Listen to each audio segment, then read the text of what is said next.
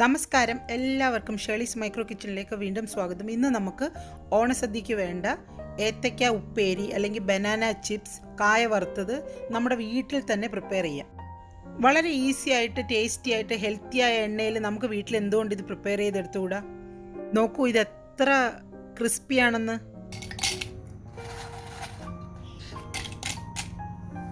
ഒരു കുല ഏത്തയ്ക്കോ അല്ലെങ്കിൽ 1 കിലോ ഏത്തയ്ക്കോ ഒന്നും നമുക്ക് വറുത്തെടുക്കേണ്ട കാര്യമില്ല. സദ്യക്ക് നമുക്ക് കുറച്ച് ചിപ്സ് മാത്രം മതി. പിന്നീട് സമയമുള്ളപ്പോഴൊക്കെ നമുക്ക് വറുത്ത് വെക്കാമല്ലോ. ഇപ്പോൾ ഓണസദ്യക്ക് വേണ്ടിയിട്ടൊരു 3 കാ മാത്രമേ ഞാനിവിടെ വറുക്കുന്നുള്ളൂ. ഇതൊരു 4-5 കാ ഞാൻ വാങ്ങി വെച്ചതാണ് അവിയലിൻ്റെയൊക്കെ ആവശ്യത്തിന് വേണ്ടി. ഇതിൽ നിന്നൊരു 3 കായാണ് എടുക്കുന്നത്. ഇതൊരു ചെറിയ ബൗളാണ്. അതിലേക്ക് ഒരു 1/4 ടീസ്പൂൺ ഉപ്പാണ് ഞാനിപ്പം ചേർത്ത് കൊടുത്തിരിക്കുന്നത്.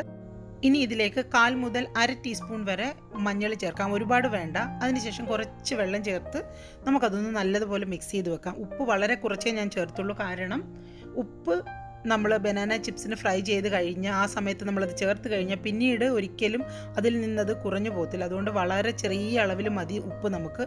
മാത്രമല്ല, നമ്മൾ 3 ഏത്തയ്ക്ക മാത്രമേ എടുക്കുന്നുള്ളൂ. ഈ കായ ഞാൻ കുറച്ച് വെള്ളത്തിൽ കഴുകി തുടച്ചു വെച്ചിരിക്കുന്നതാണ്. ഇതിൻ്റെ സ്കിൻ റിമൂവ് ചെയ്തതിന് ശേഷം ഞാൻ മഞ്ഞൾ വെള്ളത്തിലും ഉപ്പിലും ഒന്നും ഇട്ട് വെക്കുന്നില്ല. ഇൻസ്റ്റൻ്റായിട്ട് തന്നെ കടകളിൽ ചെയ്യുന്നത് പോലെ ഫ്രൈ ചെയ്തെടുക്കുകയാണ് ചെയ്യുന്നത്.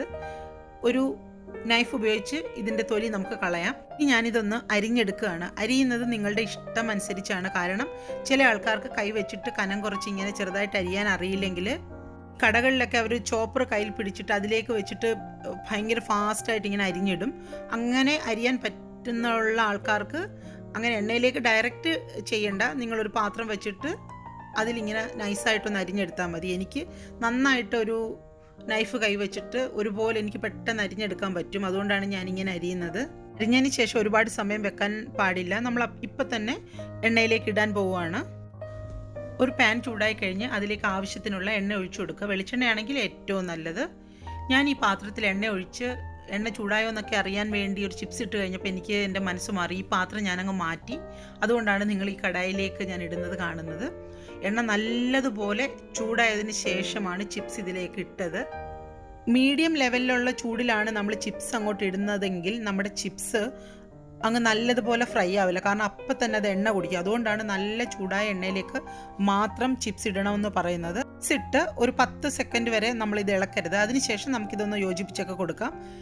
പിന്നീട് നമ്മൾ ശ്രദ്ധിക്കേണ്ട കാര്യം, 1 മിനിറ്റിന് താഴെ അതൊരു നല്ല ഫ്ലെയിമിൽ തന്നെ ഇരുന്നതിന് ശേഷം മീഡിയം ഫ്ലെയിമിലേക്ക് നമുക്ക് മാറ്റാം. പിന്നെ നമുക്ക് പേടിക്കാനില്ല.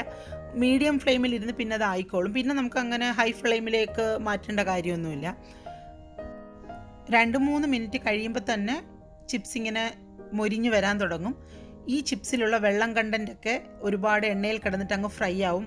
അതിന് വെയിറ്റൊക്കെ ഒന്ന് കുറയും.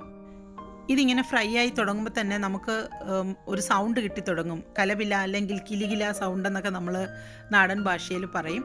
ഇനി നമുക്കിതിലേക്ക് ഒരല്പം ഉപ്പും മഞ്ഞളും തളിച്ചു കൊടുക്കണം.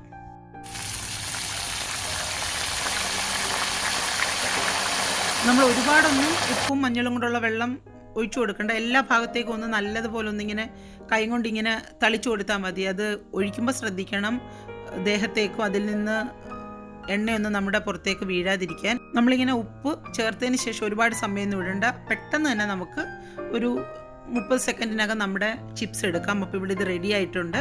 ഞാൻ എൻ്റെ സെക്കൻഡ് ബാച്ച് ബനാനയും കൂടെ ഒന്ന് ഫ്രൈ ചെയ്തെടുക്കുകയാണ്. അപ്പോൾ നിങ്ങളെല്ലാവരും ഇപ്രാവശ്യത്തെ ഓണത്തിന് ബനാന ഫ്രൈ സ്വന്തം വീട്ടിലുണ്ടാക്കിയത് തന്നെ സദ്യക്ക് വെക്കാൻ ശ്രദ്ധിക്കണം. അപ്പോൾ ഈ വീഡിയോ കാണുന്ന ആരെങ്കിലും ഇനിയും എൻ്റെ ഈ ചാനൽ സബ്സ്ക്രൈബ് ചെയ്തിട്ടില്ലെങ്കിൽ ഒന്ന് സബ്സ്ക്രൈബ് ചെയ്ത് സപ്പോർട്ട് ചെയ്തേക്കണേ. നിങ്ങളുടെ ലൈക്കും കമൻസും ഒക്കെ വന്ന് അറിയിക്കാനും മറക്കരുത്.